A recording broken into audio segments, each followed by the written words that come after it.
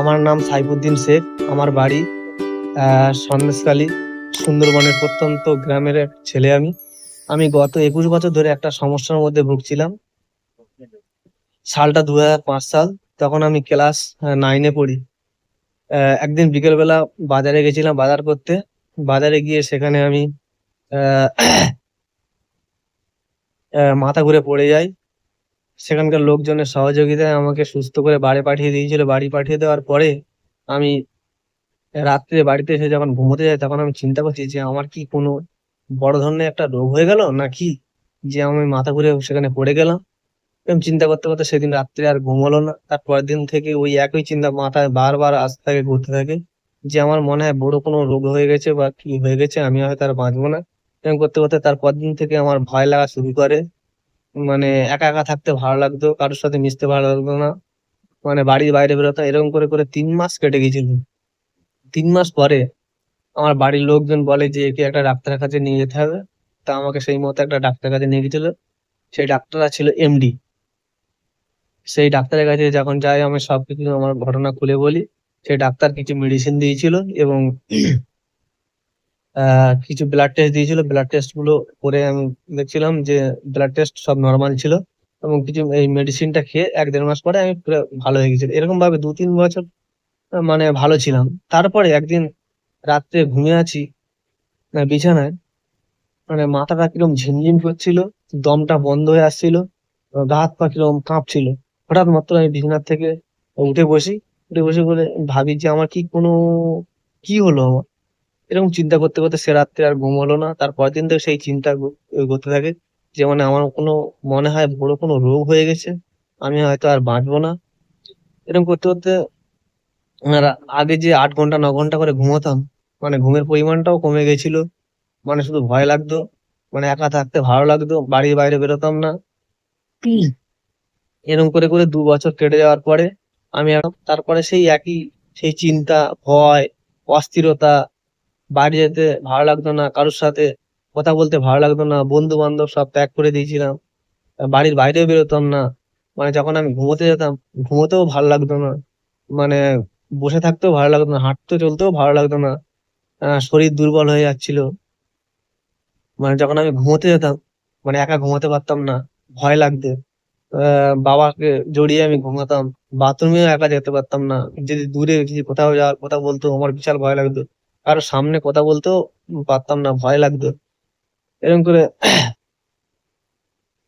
করার পরে মানে তারপরে আমি আবার একটা ডাক্তারের কাছে যাই। সেই ডাক্তার কাছে গিয়ে আমি আমার সমস্যার কথা বললাম। সেই ডাক্তার মেডিসিন দিল, মেডিসিন খেতাম আর ঘুমাতাম।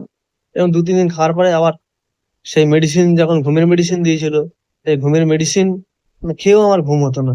এরকম করতে করতে আমার তখন কিছুদিন পরে আমার অর্শ হয়। এই অর্শ হওয়ার ফলে 1.5 মাস রক্ত পড়ছিল। রক্ত পড়ার পরে আমি আর আহ প্রায় রক্ত শূন্য হয়ে গেছিল। আর শরীরে রক্ত শূন্য হয়ে হয়ে গেছিল। মানে হাঁটতে পারতাম না, মানে মানে বাড়ির থেকে বাইরে বেরোতে পারতাম না, টয়লেটেও যেতে পারতাম না, ঘুমোতে পারতাম না, শুধু ভয় লাগতো ভয় লাগতো। তারপরে 1.5 মাস পরে আমি একটা ডাক্তারের কাছে যাই। সেই ডাক্তার আমাকে পাইলসের অপারেশন করে। অপারেশন করার পরে আমি ঘরে মানে একা একা শুয়ে থাকতাম, কিন্তু শুতে পারতাম না। বাবাকে জড়িয়ে ধরে শুয়ে থাকতাম। এরকম করে করে মানে দিনগুলো যাচ্ছিল। আমার কাছে সেই দিনগুলো মনে হচ্ছিল যেন এক একটা দিন যেন একটা বছর। তখন আমি ভাবছিলাম যে আমি হয়তো আর বাঁচবো না। মানে শরীরে নানা রকম সিমটম ছিল। সে আর আর কত সিমটমের কথা বলবো। মাথা চাপ ধরে থাকতো, ঘাড়ের সেই যন্ত্রণা করতো, গা হাত পা কাঁপতো, কান থেকে ধোঁয়া বেরোতো, চোখে ঝাপসা দেখতাম, দমের কষ্ট হতো, নানা রকম সমস্যা দেখা দিয়েছিল। তারপরে পাড়ার লোকজন বললো যে এ হচ্ছে কি পাগল হয়ে গেছে, একে বিয়ে দিয়ে দে। সেই মতো আমার বাড়ির লোকজন মিলে আমাকে বিয়ে দিয়ে দেয়। বিয়ে দেওয়ার পরে আমি যখন 1-2 মাস হয়ে গেছিল, তখন আমি আমার বাবা তখন আমার ওয়াইফকে বলেছিলাম যে দেখো, আমি তোমাকে বিয়ে করে ভুল করেছি, আমাকে ক্ষমা করে দাও। আমি আর হচ্ছে কি বাঁচবো না বেশি দিন, তোমাকে বিয়ে করে ভুল করেছি। তা আহ বলার পরে মানে আমি শুধু কাঁদতাম আর শুধু ইয়ে করতাম যে আমার এই জীবন রেখে আর কোনো লাভ নেই। আমি ২-৩ বার আত্মহত্যা করতে গিয়েছিলাম। কিন্তু আত্মহত্যা আত্ম আত্ম ২-৩ বার আত্মহত্যা করতে গিয়েছিলাম। তারপরে ১-২ বছর বিয়ের ১-২ বছর পরে আমি বলি, না এইভাবে জীবন আর লিড করা যা ভয় লাগে লাগে, আমি ভয়ের সম্মুখীন হবো, যা হয় হবে। এরকম করে করে প্রায় আমি সুস্থ হয়ে গেছিলাম। ২-৩ বছর আমি ভালো ছিলাম। তারপরে ২০১৮ সাল নাগাদ আবার সমস্যার মধ্যে জড়িয়ে পড়ি। ওইরকম নানা রকম চিন্তা হতো, ভয় লাগতো। একা থাকতে ভালো লাগতো না, দূরে যেতে ভয় লাগতো। বাসের কথা শুনলে ভয় লাগতো, ট্রেনে চড়ার কথা বললে ভয় লাগতো, দূরে কেউ যদি যেতে বলতো ভয় লাগতো, বাড়ির বাইরে বেরোতাম না। ২-৩ বছর বাড়ির মধ্যে ছিলাম। থাকার পরে এখন আমি বললাম যে আমার কি হয়েছে? কিছু তো আমি বুঝতেই পারছি না। এরকম নানা রকম ডাক্তার দেখাই। সে মেডিসিন দেয়। মেডিসিন যতদিন খেতাম ততদিন ভালো থাকতাম। আর মেডিসিন না খেলেও সেই আবার সমস্যা, সেই সব সমস্যার মধ্যে ফিরে আসতাম। এরকম করতে করতে ২০২২ সাল নাগাদ আমি একটা অ্যান্ড্রয়েড সেট কিনি। অ্যান্ড্রয়েড সেট ঘাঁটতে ঘাঁটতে একদিন দুপুরবেলা ভাত খাওয়ার পরে অ্যান্ড্রয়েড সেট ঘাঁটতে ঘাঁটতে যে আমার কি সমস্যা হলো, যে এই সমস্যা থেকে আমি বেরোতে পারছি না।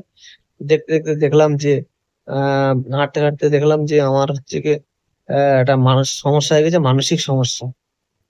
তখন আমি মানসিক সমস্যা হয়েছে। এই মানসিক সমস্যার জন্য আমি মানে আমার বাড়ির পাশে আমি কলকাতায় থাকতাম, মানে ভাড়া থাকতাম। বাড়ির পাশে একটা দাদা থাকতো। এই দাদার কাছে আমি আমার সমস্যার কথা সব বলেছিলাম। এই দাদা বললো যে আমার মেয়ের তো একই সমস্যা। তার কথা মতো আমি হচ্ছে এনআরসি ডাক্তার দেখাতাম। ডাক্তার দেখাতাম, এনআরসি মেডিসিন দিয়েছিল। মেডিসিন গুলো খেতাম। আর যতদিন মেডিসিন খেতাম ততদিন ভালো থাকতাম। মেডিসিন যে ছেড়ে দিতাম সেই আবার সেই সমস্যা হতো। এরকম করে ২ বছর চলার পরে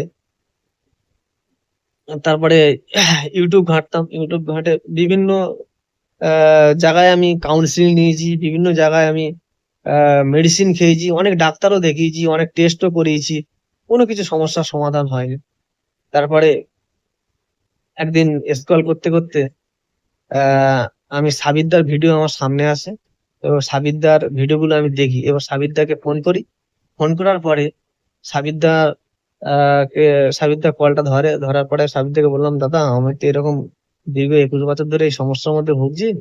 তা আমি অনেক ডাক্তার দেখিয়েছি, অনেক মেডিসিন খেয়েছি, অনেক জায়গায় কাউন্সিলিং করেছি, কোথাও কিছু আমি এর থেকে বেরিয়ে আসতে পারছি না। তা দাদা, আপনি আমাকে একটু কাউন্সিলিং করাবেন? তা বলে, হ্যাঁ ঠিক আছে। তো সেই মতো আমি কাউন্সিলিং করাই। কাউন্সিলিং করার পরে ১ সপ্তাহ মতন আমি কিছু বুঝতে পারিনি যে কাউন্সিলিং জিনিসটা কি। তারপরে আস্তে আস্তে আমি বুঝতে পারলাম যে কাউন্সিলিংটা কি জিনিস, কাউন্সিলিং এর মাধ্যমে মানুষ ভালো হওয়া যায়। এর আগে আমি অনেক জায়গায় কাউন্সিলিং করিয়েছি, কাউন্সিলিং করেছি, কিন্তু বুঝতে পারিনি যে কাউন্সিলিং বিষয়টা কি। সেগুলো অনেক ব্যয়সাধ্য ছিল বলে আমি করাতে পারিনি। আমি যেহেতু একটা গরিব মানুষের ছেলে, আর আপনারা তো জানেন যে এই মানসিক সমস্যার মধ্যে থাকলে মানে কত খরচ হয়, কত মানে টাকার নয় ছয় হয়। সেগুলো তো আপনারা সবাই জানেন।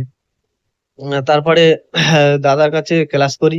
দাদা ঠিক মতন আমাকে গাইড করে। গাইড করার পরে আমি বুঝতে পারি যে আমি ২০০৫ সাল থেকে যেটা সমস্যার মধ্যে পড়েছিলাম, সেটা আমার ছিল অ্যাংজাইটি, ওসিডি, ফোবিয়া, মানে জেনারেল অ্যাংজাইটি, বিভিন্ন রকম সমস্যা ছিল। আমার যে শারীরিক সিমটম গুলো হতো, মানে একাধিক শারীরিক সিমটম হতো, মানে গা হাত পা কাঁপতো, বাইরে যেতে পারতাম না, চোখ মুখ ঢুকে গেছিল, চোখ লাল থাকতো, মাথার পিছনে চাপ থাকতো, গা হাত পা কাঁপতো, কারোর সামনে যেতে পারতাম না, ট্রেনে উঠতে পারতাম না, ভিড় জায়গায় যেতে পারতাম না, বাসে চড়তে পারতাম না, মানে নানা রকম সমস্যা ছিল, মানে হাজার রকম সমস্যা।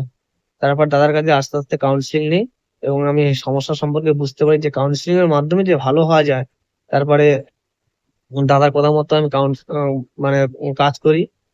কাজ করার পরে আমি এখন 85% মতো সুস্থ আছি। আশা করি যে 15% বাকি আছে, সেটা আমি খুব তাড়াতাড়ি রিকভারি করে নেব।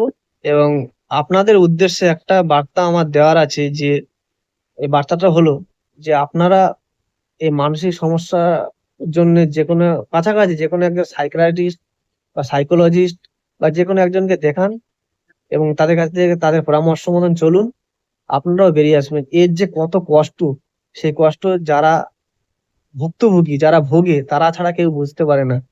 মানে অন্য মানুষকে বোঝালেও, সাধারণ মানুষকে যদি বোঝায় তো বলে যে এরা হচ্ছে নাটক করছে, এরা মানে করছে। আর আমার নিজের ওয়াইফও বুঝতে পারেনি, যে বুঝতো না যে ইয়ে হচ্ছে ইয়ে করেছে।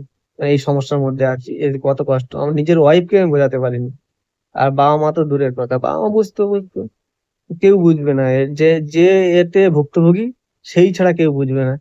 তাই আমি আপনাদের উদ্দেশ্যে একটাই বার্তা দিতে চাই, যারা এই সমস্যার মধ্যে ভুগছো তারা কাছাকাছি কোনো সাইকিয়াট্রিস্ট কে দেখাও, অবশ্যই ভালো হয়ে যাবে। আর এর যে কত কষ্ট, কষ্ট সে একমাত্র ফিল করে যারা এতে ভোগে। তাই লাস্টে আমি বলতে চাই যে আপনারা সবাই বেরিয়ে আসুন। আমি 21 বছরের সমস্যাকে যদি সমাধান করতে পারি, তাহলে আপনারা কেন পারবেন না? আপনারা অবশ্যই পারবেন। আপনার কাছাকাছি কোনো সাইকিয়াট্রিস্ট সাইকোলজিস্ট কে দেখান, আপনারা ভালো হয়ে যাবেন। নমস্কার, আসসালামু আলাইকুম।